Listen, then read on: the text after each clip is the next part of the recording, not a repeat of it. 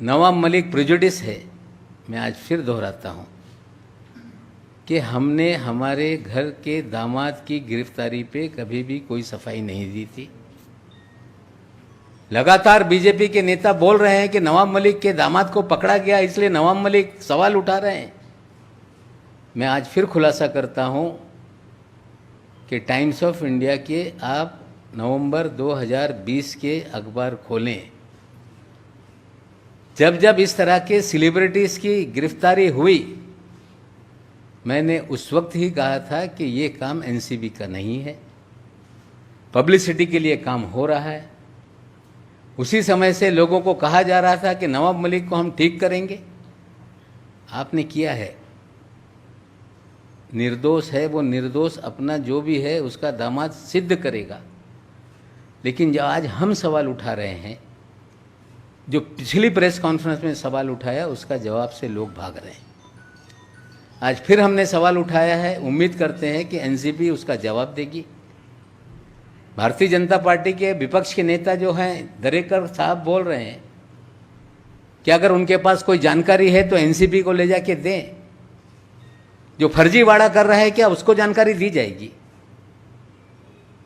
हमें लगता है कि महाराष्ट्र के विपक्ष के नेता श्री प्रवीण दरेकर जी, आदरपूर्वक कहना चाहता हूं कि जिस एजेंसी के खिलाफ हम सवाल खड़ा कर रहे हैं सारी जानकारी उनको ही दो। इस तरह की बात करना ये गलत है।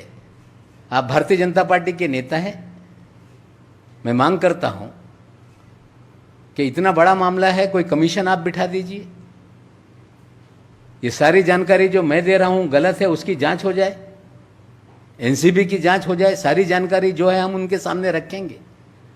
लेकिन ये कहना कि एनसीबी के सामने सारी जानकारी दी जाए, हमें लगता है जिनकी गलतियाँ, गलत कामों को उजागर किया जा रहा है उनको ही जानकारी दी जाए।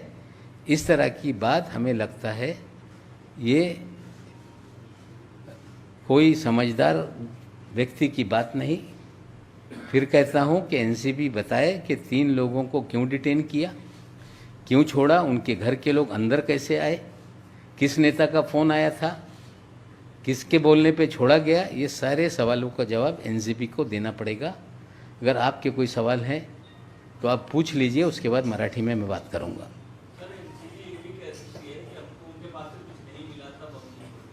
कुछ नहीं मिला तो 1300 लोगों को क्यों नहीं सबको लाया, और नहीं मिला तो 1300 लोगों को क्यों छोड़ दिया? अगर आपने 11 सिलेक्टेड लोगों को लाया था तो आपने वेग स्टेटमेंट 8 से 10 का क्यों दिया? और क्या ऐसी जांच है कि ये 8 लोगों की जांच व्हाट्सएप चैट पे चल रही है? ये 3 लोगों के फ़ोन क्यों नहीं लिए गए? केंद्र और महाराष्ट्र के बीजेपी के नेताओं के दबाव में, उनके कहने पे तीनों को छोड़ा गया।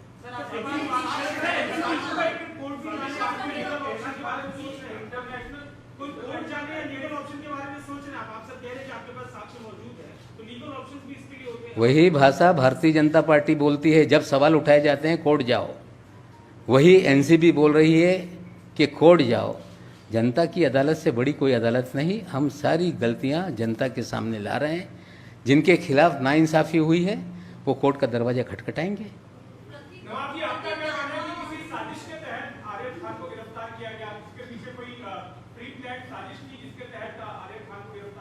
देखिए, मैंने पहले भी कहा था कि ये पूरा फर्जीवाड़ा है।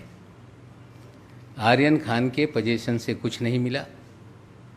पहले भी हमने कहा था कि सारे मीडिया में सर्कुलेशन था कि अगला निशाना शाहरुख खान है। प्रतीक गाभा, इमरान फर्नीचर वाला, ये उसके दोस्त हैं।